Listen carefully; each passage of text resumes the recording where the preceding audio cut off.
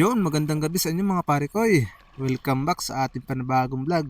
Tara at samahan niyo ako sa pamamana ngayong gabi. Pero bago yun, shoutout muna kay John Paul Palero from Erosin Sorsogon. At shoutout din kay Sim Abelar Cabanyero from Bitlang Sudlon, Cebu. Yun. At shoutout din kay Martin Rabulan Pacheco from Donsol Sorsogon. Shoutout na din kay Master Catch watching from Davao Oriental. At big shoutout pala kay Dan Lusada. Yun, salamat mga pare koy. At ito yung una kong nakita, isang bagulan or cuttlefish. Yan o. Napakalaki nito mga pare ko, yun sa pool natin mga pare ko. At napakaganda nga ng pagkatama ko. Hindi siya nakabugan ng tinta. Stone shot pala yung tama niya mga pare ko, kaya hindi siya nakagalaw. Jackpot mga pare ko eh. Unang sisid mga pare ko. Ulabutan agad. Jackpot. Unang sisid pa lang. At buhay naman nga yung una kong nahuli mga pare ko. Bale nasa 2 kiloin pala ito. Baka may mga kasamahan pa to, hanap ulit tayo. At ito na ngayon sumunod, isang pusit bahura mga pare ko. Yun, nasa pool natin. Napakaganda nga ng tama niya, gitang gitna. Ito yung pusit na masarap sa calamares. Mas masarap ito sa bagulan. At ito nga, may pusit ulit akong nakita. Ayan o, sa pool kang pusit ka. Yun, nakadalawang pusit na tayo at isang cuttlefish. Meron na tayong pang calamares at adobo.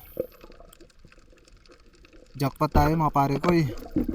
At ito may pang sahog sa gulay. Yun, kupahpa kung tawagin dito sa amin sa Bulusan. Napakasarap pala nito at napakamahal nito. Sana madagdagan pa ito. At ito nga, may nakita akong lobster na sa loob ng butas na pana ko, kaya yun, ang hirap bunutin kasi nasa loob. Ayun o, good size na rin ito mga pare ko eh. Pang ulam lang pala ito kaya pinana ko. Yung iba dinadakma lang nila kasi binibenta nila. Pero ako pang ulam lang. At ito may kamilo nga ako nakita nasa loob ng butas.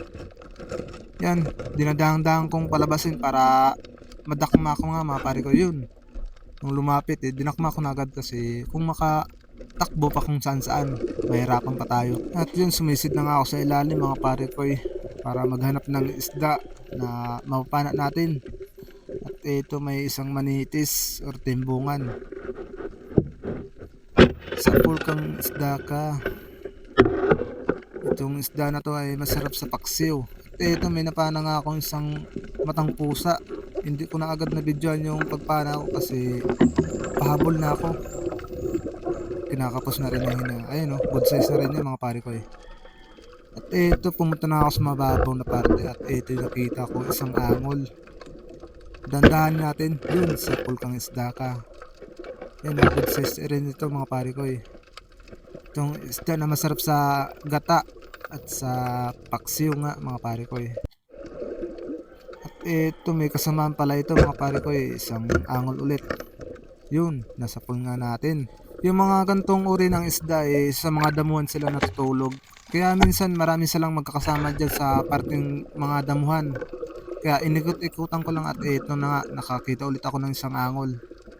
Dandahanin ko para masapul natin yun, nasapul na natin mga pare ko. Kaya pag nakakarating ako sa mababaw na parte na may mga damo, dinadahan-dahan ko lang yung paglangoy ko kasi nandito lang sila natutulog. At ito, nakakita ulit tayo ng isang angol.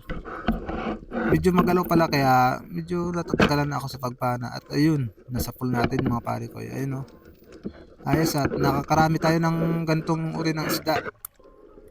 At ito, pumunta ako sa may Kulapo. Tulugan rin ito ng angol, yung kagaya ng dun sa may damuhan. At ito, nakahuli nga tayo ng isang angol mga pare ko eh. Ayun o, kaya nagdahan-dahan ulit ako sa paglangoy kasi gaya ng sabi ko, may mga kasamahan pa ito. Kasi sama-sama lang ito pag natutulog. At ayun, nakakakuha na nga ulit tayo ng angol.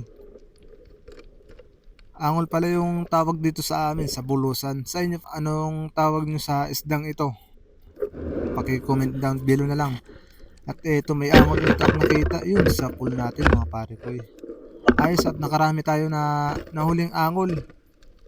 Meron na tayong pang gata at pang paksiw at pwede rin ito sa sinigang mga pare ko. At ito may angon ulit, may damuhan. Dandahanin natin. Ayun, sa pool natin mga pare ko. Ayos at nakarami na nga tayo ng ganitong uri ng isda. Libre naman sa ulam. Sipag at tiyaga lang kailangan. At ito na yung huli natin tutusukin. Isang danggit. Yun, nasa pool natin mga pare ko. At yun, ahon na nga kami mga pare ko kasi medyo malakas-lakas na rin yung labo na rin yung tubig. Ayun o, kung titingnan nyo, grabing labo nyo. Kasi sa paglakas ng alon, sa paghampas, ayun, lumalabo yung buhangin. Yun, pauwi na nga kami dito mga pare ko. Kaya hanggang dito na lang yung video natin. Kaya salamat sa panonood nyo at suporta. Kaya pa-like, share, and follow na lang mga pare ko. Peace out.